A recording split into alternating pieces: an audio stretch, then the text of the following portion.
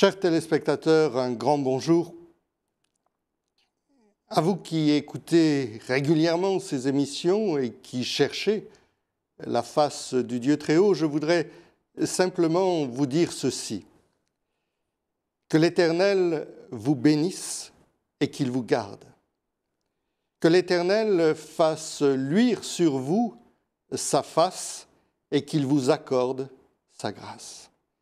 Que l'Éternel tourne sa face vers vous et vous donne la paix. Peut-être me direz-vous, mais curieuse entrée en matière. Pas nécessairement si nous considérons le thème des études qui retiennent notre attention depuis quelques semaines et en particulier, puisque nous voyons notre Père, mais en particulier depuis quelques émissions, cette première phrase, « Notre Père qui est aux cieux, que ton nom soit sanctifié ».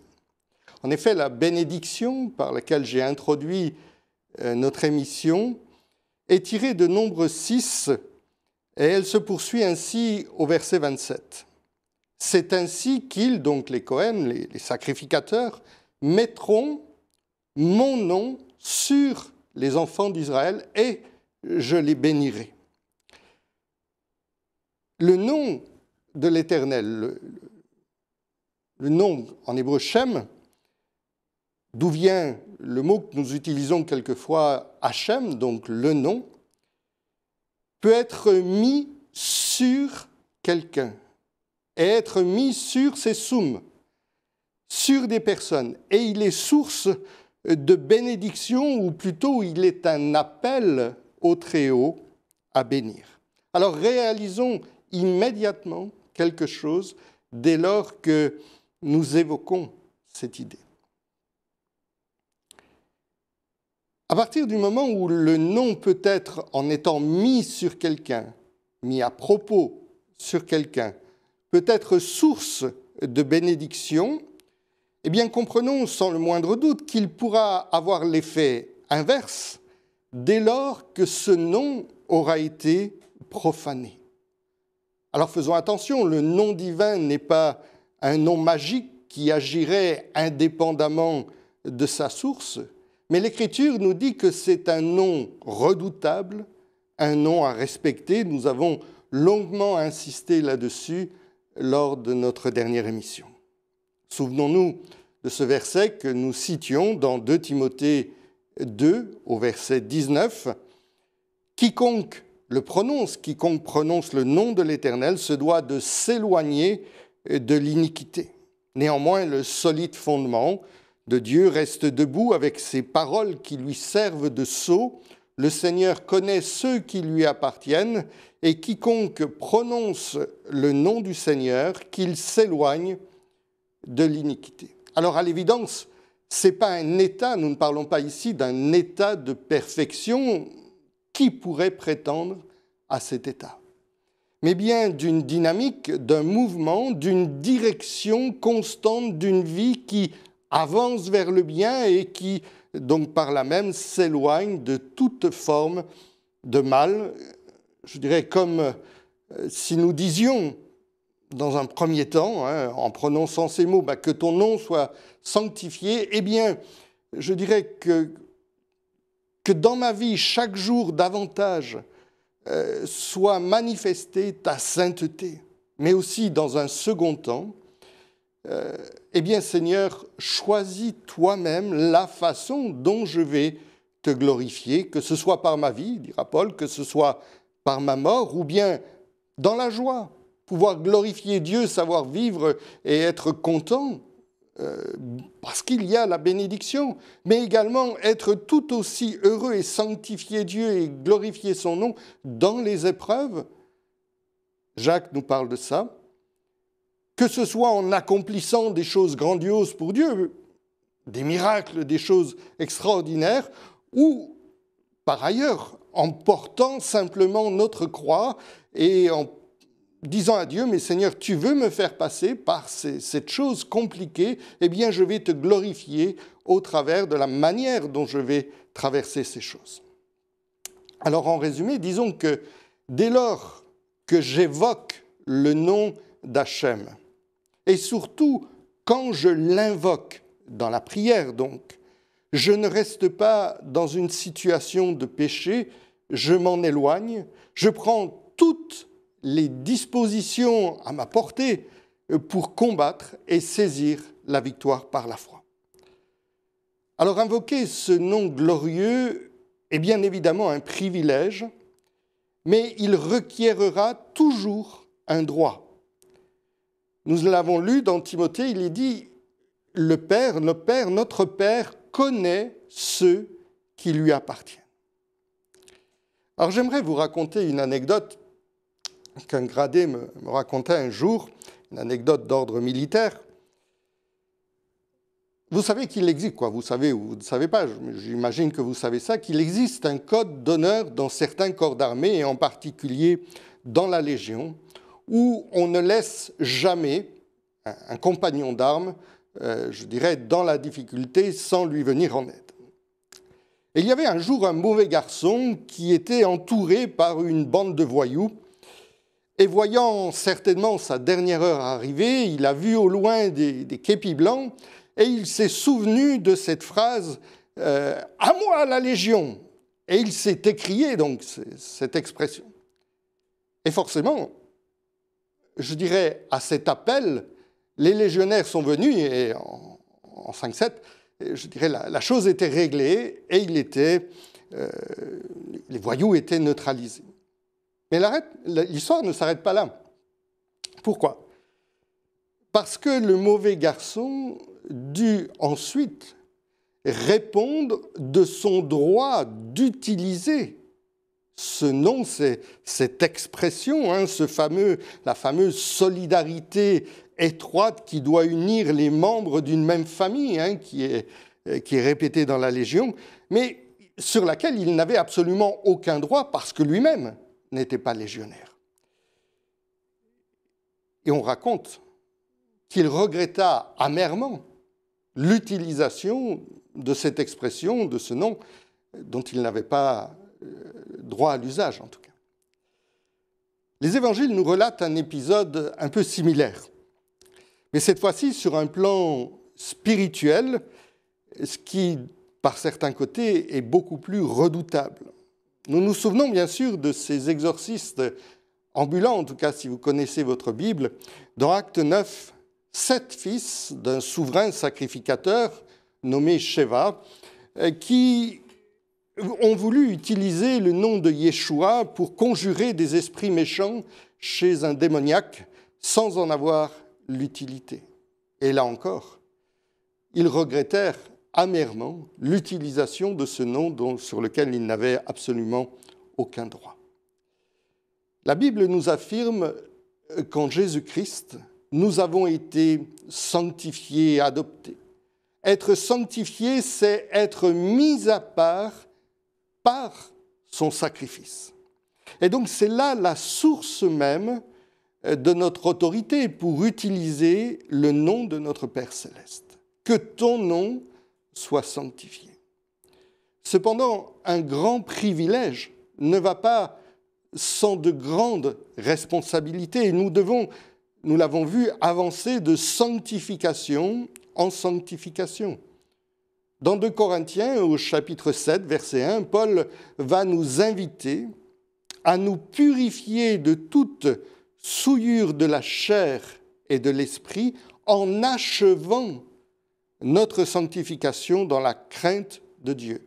L'apôtre Pierre, de son côté, dans sa première épître, reprendra la même idée puisqu'il dira « Puisque celui qui vous a appelé est saint, vous aussi soyez saints dans toute votre conduite. » 1 Pierre 1,15. Et donc ce processus de sanctification commence et passe par la sanctification du nom de Dieu.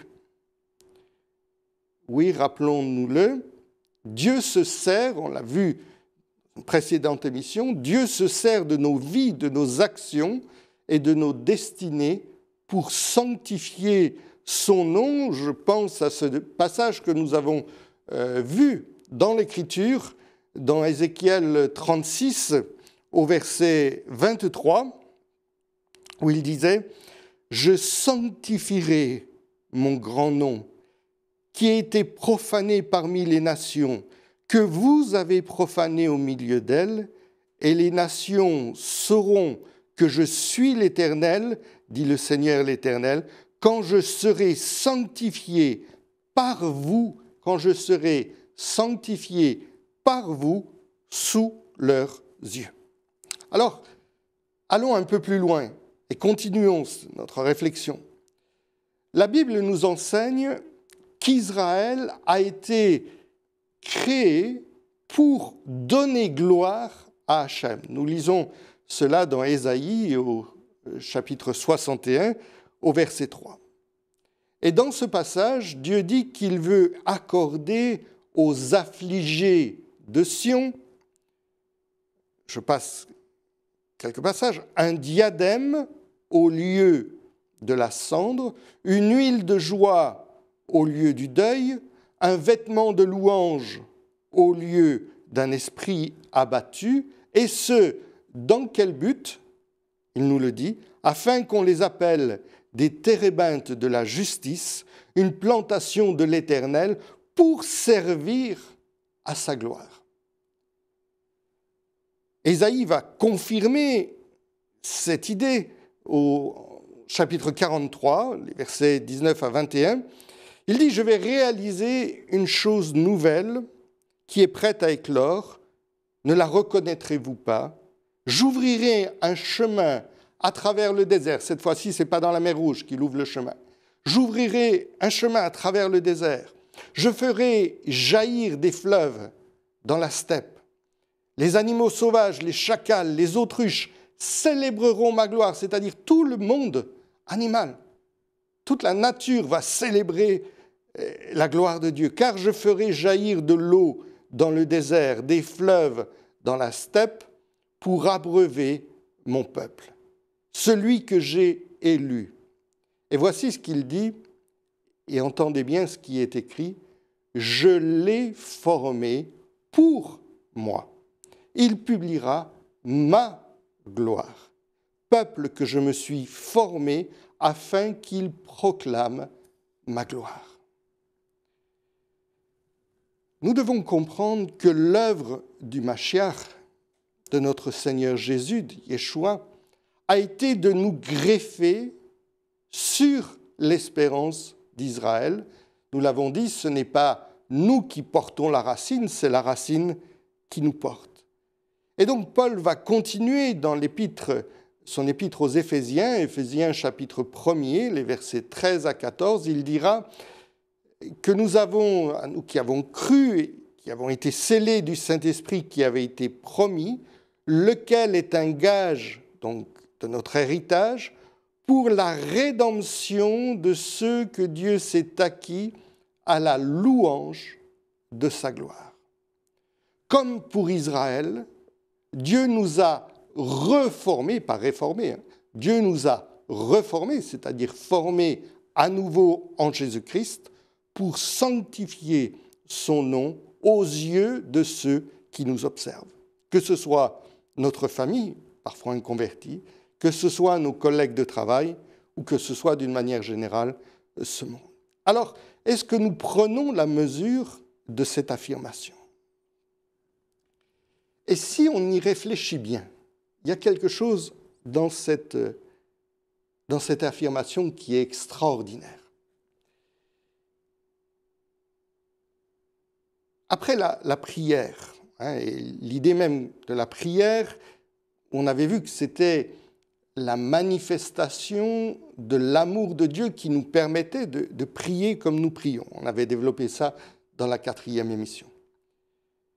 Mais on doit souligner ici combien il est remarquable que la sanctification ou la profanation du nom divin puisse encore dépendre des actions de l'homme. Réfléchissons à cela. J'ai cherché, je me suis dit, mais Seigneur, si tu voulais sanctifier ton nom, et je disais ça à notre assemblée, pour sanctifier son grand nom, Dieu n'aurait pas forcément besoin de nous.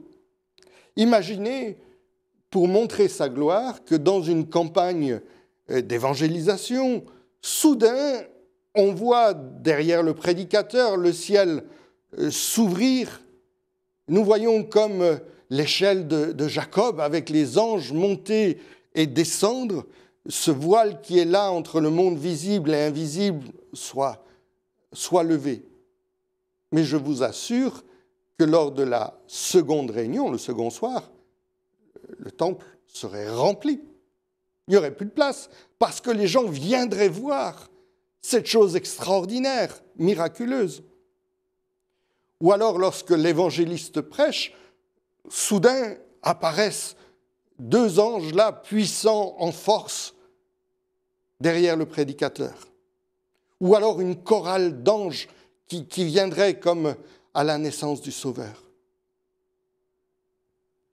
Vous imaginez la chose extraordinaire qui se serait passée là? Eh bien non, Dieu ne fait pas cela. Il entend que son nom soit sanctifié en choisissant, et c'est là, encore une fois, la preuve d'un amour infini de notre Dieu, en choisissant de relier son nom à nos vies. Il prend le risque d'attacher la sanctification de ce nom à nos pauvres vies.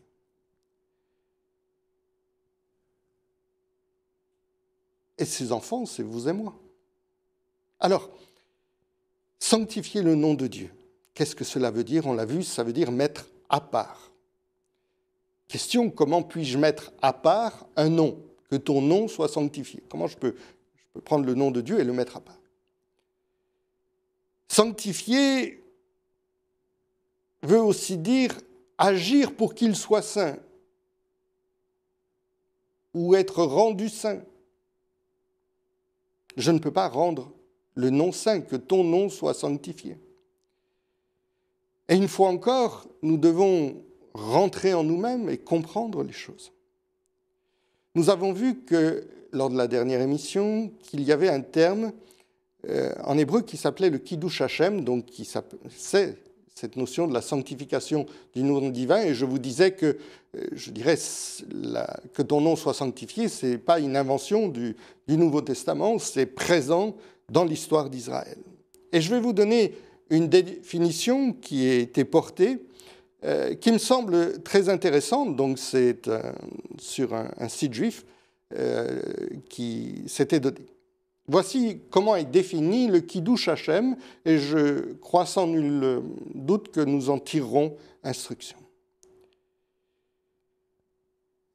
Qu'est-ce que le Kiddush Hashem? Réponse, c'est ce qui survient lorsqu'un ou des Juifs haussent ou rehaussent le prestige aux yeux du monde visible ou invisible de celui qui les a choisis, élus donc, pour rendre témoignage à sa providence, à son enseignement, et de lui rendre honneur par la façon dont ils agissent ou réagissent aux circonstances de la vie. Un peu, vous savez, comme avec des enfants ou des ados, selon leur comportement, le parent sera honoré, loué ou regardé de travers. Dans la plupart des cultures, si un enfant agit mal, on identifie tout de suite cela un problème d'éducation des parents. On dira d'un gardement aux Antilles à Timamaïla, fouti mal élevé. Hein? Comme cet enfant est mal élevé pour se comporter de cette manière-là. Mais si mal élevé, c'est faute kimoun. C'est la faute de qui si l'enfant agit ainsi? On a tous assisté, vous savez, dans les magasins, à ces enfants qui vont vous faire une colère, quelquefois, qui se roule par terre. Et donc, on entend ceux qui passent à côté, quelquefois doucement, pour ne pas se faire agresser par les parents, mais qui disent « Ah, il y a des fessées qui se perdent. » Que dit encore la sagesse populaire? Lorsqu'un enfant d'un homme bien agit mal, il va dire « Ah, eh bien, le fruit est tombé bien loin de l'arbre. Ça veut dire que dans nos pensées, il y a un rapport entre le comportement de l'enfant et l'éducation reçue transmise par le parent. Par ses actions, un enfant élève un parent ou l'abaisse. Proverbe chapitre 10, au verset 5, dit « Celui qui dort pendant la moisson est un fils qui fait honte ». Et dans la culture française, je dirais, étant donné que c'est une culture de l'art de la table, il y a souvent des codes de famille. Tu restes à table ou tu demandes permission avant de te lever à la fin du repas. Ensuite, tu proposes ton aide spontanément à la maîtresse de maison pour faire la vaisselle, etc. Et quand les enfants mettent cela en pratique, mais nous sommes les plus heureux des parents, n'est-ce pas? Nous avons tous connu ça. Et on est là et on dit, mais ça serait bien qu'il se propose lui-même sans que j'ai besoin de lui donner un coup de Dieu là pour lui faire comprendre les choses. Appliquons ça à nos vies, frères et sœurs, chers amis téléspectateurs. Demander dans nos prières que le nom de Dieu soit sanctifié revient à prier que toutes les facettes du nom divin soient mises en valeur par un comportement, par mon comportement, qui reflète la gloire de son nom. Nous avons tous vu cela, et si vous ne l'avez pas vu, il faut vraiment voir ce film-là, War Room. Vous savez, quand le mari perd son travail à cause de son mauvais comportement, que l'un des associés donc, le prend de haut, le méprise, veut même le mettre en justice, et il est finalement licencié. Et vous vous rappelez peut-être cette scène où cet homme, alors qu'il s'est repenti, qu'il a fait teshuva, comme disent nos amis juifs, il arrive et il est dans la voiture et il voit ce fameux associé avec le pneu crevé dans une situation très compliquée. Comment réagit le mari, qui veut désormais sanctifier le nom de Dieu? Eh bien, sans aucun reproche, avec amour, il va descendre et il va changer le pneu et il va rendre service à cet homme qu'il avait pourtant méprisé. Dieu va être honoré par ce type de comportement spirituel dans la vie de ses enfants et en tire gloire. C'est la discussion, la fameuse discussion entre Dieu et Satan au sujet de Job, en disant « Mais il n'y a personne comme lui sur la terre, c'est un homme intègre, droit, craignant Dieu, se détournant du mal. » Job 1, verset 8. Comprenons et soyons tout à fait attentifs à ça, c'est-à-dire quand nous donnons gloire à Dieu et que Dieu exprime ses louanges. Alors Dieu a le droit, mais ça peut être aussi des personnes. Satan va détester cela. Il exerce tout ce qui peut donner gloire à Dieu. Et il faut toujours se méfier des compliments à outrance. Non pas qu'il ne faut pas faire de compliments, mais il faut toujours donner gloire à Dieu au travers d'un compliment, parce que souvent ils sont à double tranchant. Parce que Satan va demander la preuve, l'acte de propriété du compliment. Alors, pour conclure, cette émission consacrée donc à la sanctification du nom divin, il faut retenir un principe de base, à savoir que, et ça se vérifiera très souvent, pour tout acte qui sanctifie Dieu, il existe, je dirais, un autre forgé par l'ennemi dans l'invisible, une sorte d'épreuve qui correspondra à une faute spécifique et adaptée pour briser la valeur de cet acte de sanctification du nom de Dieu. Et donc, sanctifier le nom de Dieu impliquera dans notre quotidien de porter une attention toute particulière à ce principe. Il ne s'agit pas de dire « Oh Dieu, que ton nom soit sanctifié » et de ne pas comprendre que lorsque je dis ça, c'est toute ma journée qui va être éclairée par cette parole et c'est là où je vais sanctifier ou non le nom de Dieu. Mais je veux aller plus loin. Parce que, imaginons que vous êtes une mère de famille exemplaire, dévouée, aux petits soins pour tout le monde, votre mari, vous l'aimez, vous faites tout pour lui. Et Dieu vous a interpellé le matin dans votre culte personnel, par exemple, que la femme respecte son mari. Eh bien, comprenez que c'est là où Satan va vous attendre. Pas sur les repas, pas sur la manière extraordinaire dont vous tenez votre maison, mais sur les formes de respect.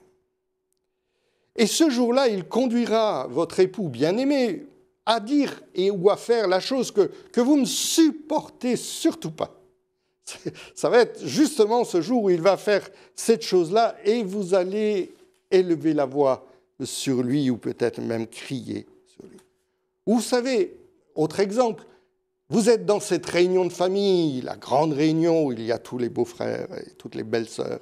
Et là, tous les beaux-frères sont rassemblés et vous discutez avec vos sœurs ou vos belles-sœurs et parce que vous avez un mari qui n'est pas très adroit, vous dites « Ah là là, mon mari, moi, il a 2 mains gauches. Il ne sait même pas changer une ampoule. » Vous n'avez pas dit ça méchamment.